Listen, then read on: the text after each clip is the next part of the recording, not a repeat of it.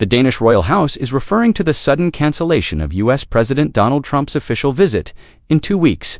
It followed Mr. Trump's proposal to purchase Greenland, an autonomous Danish province, which Danish Prime Minister Mette Frederiksen deemed ridiculous. Neither tariffs nor rockets started the storm. A promise was made at the beginning.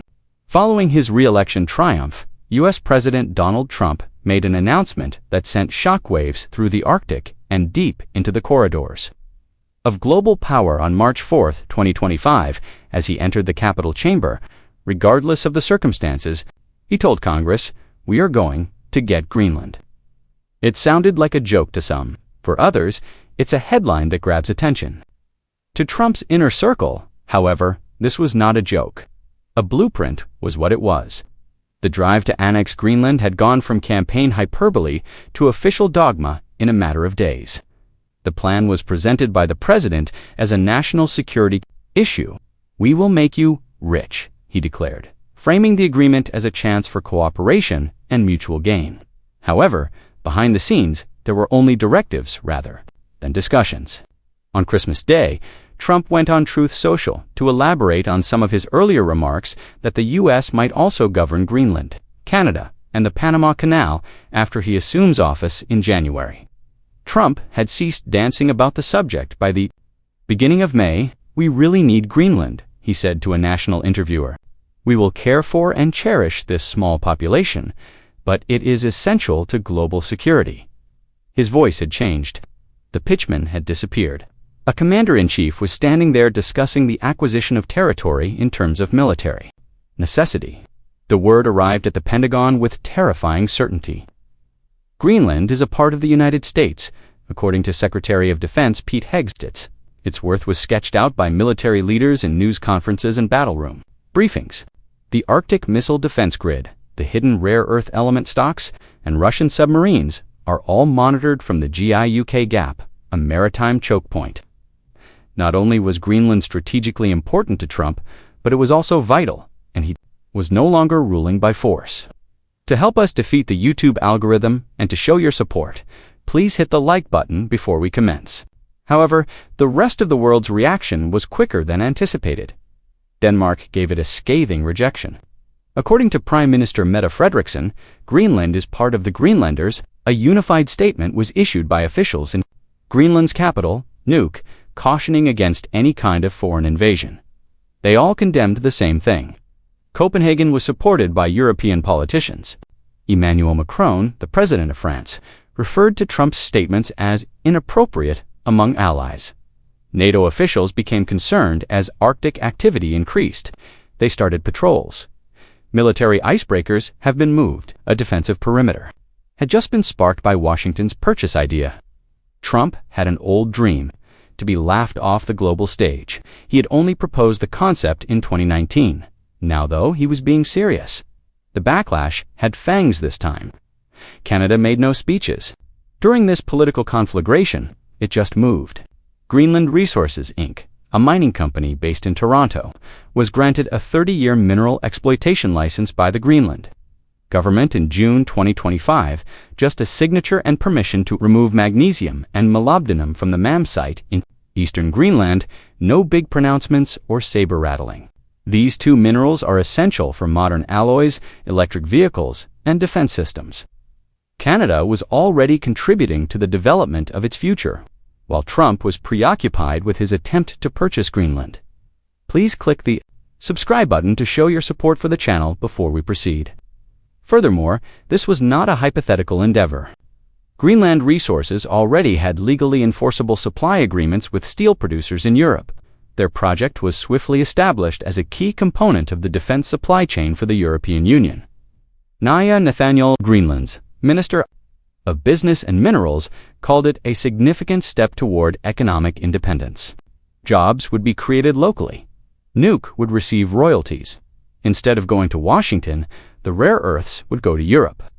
At a time when the United States and China control almost 90% of the world's molybdenum production, Greenland's entry into the market, supported by Canadian funding and European demand, was nothing short of geopolitical judo.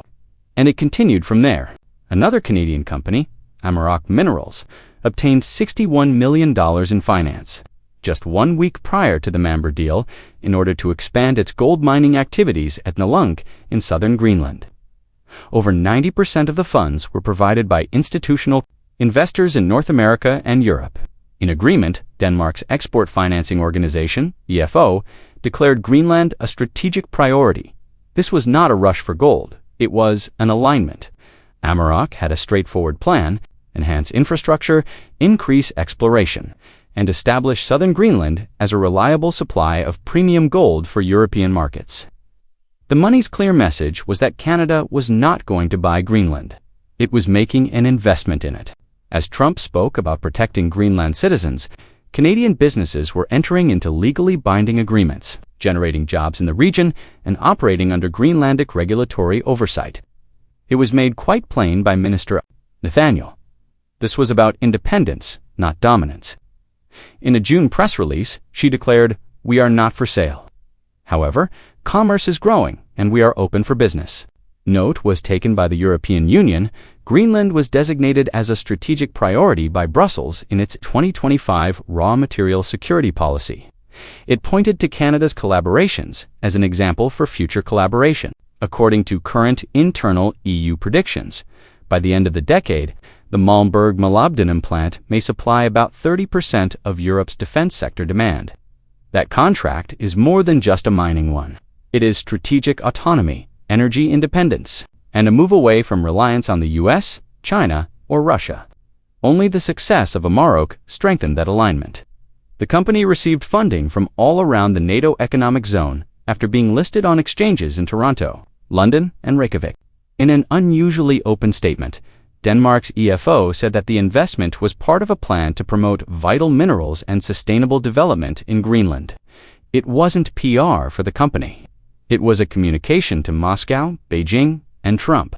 Frequently torn between Greenland's increasing demand for autonomy and its NATO obligations, Denmark had now taken a side. Instead of promoting American acquisition, it would encourage self-governance. The geopolitical repercussions were immediate, and it would work with partners that viewed Greenland as a partner rather than a prize. Security briefings in Brussels presented a clear picture. European intelligence officials cautioned that the Arctic may become unstable if Greenland were militarized. Several NATO ambassadors voiced concerns that Trump's language was undermining the Arctic Council and risking conflict with Russia by portraying Greenland as part of the U.S. homeland.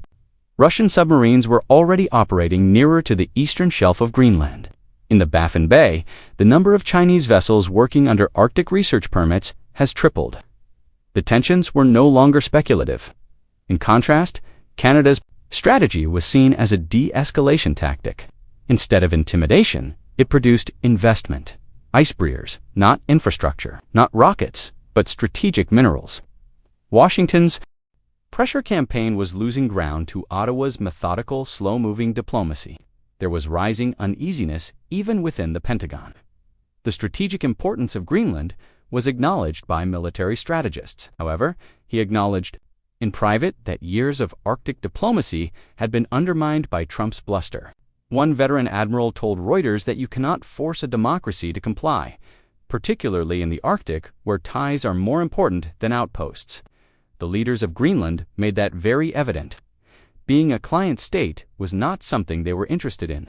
Something larger was being built. They trusted autonomy with partners. They presented the mining agreements with Canada as empowerment. Foreign capital, certainly, but local regulation, domestic royalties, long-term employment, development, and control rather than exploitation. And Canada's power grew with each successive agreement. European officials started looking into cooperative Arctic projects with Ottawa on defense logistics, environmental standards, and mining. Previously convened in Washington, meetings were now taking place in Toronto, Copenhagen, and Brussels. The G7, which is often led by American voices, was subtly turning its attention from the Arctic North. What Trump had believed would be a successful acquisition turned into a flight. Greenland was heading for America, but not. It was moving away. Over a dozen foreign delegations had visited Nuuk before the end of the summer. Environmental regulators, trade representatives, and energy officials arrived to collaborate rather than to take control. They signed compacts for environmental monitoring, plans for infrastructural development and agreements for scientific cooperation. Instead of ultimatums, they were left with contracts. Prime Minister Mark Carney in Ottawa hailed the change. He told reporters that this is how Arctic cooperation should be, founded on mutual respect, benefit, and prosperity. In addition to being a blunt critique of Trump's rhetoric, it served as a model for middle power leadership in the 21st century. It was difficult to ignore the irony. He feared that Greenland's independence movement and Trump's increased threats had sparked the collaborations. Greenland, Canada, received the contracts despite his threats. Greenland's authorities developed it on their terms with partners of their choosing, even if he promised wealth. Consequently, there was a quiet realignment in the far north. There were no headlines about it, neither aircraft carriers nor sanctions were involved. However, it altered the Arctic's shape, because Canada established trust while America attempted to purchase Greenland. Ottawa provided funding as Washington made demands. Additionally, Greenland responded clearly to Trump's framing of the region as one that needed to be conquered. Although we are not for sale, we are prepared to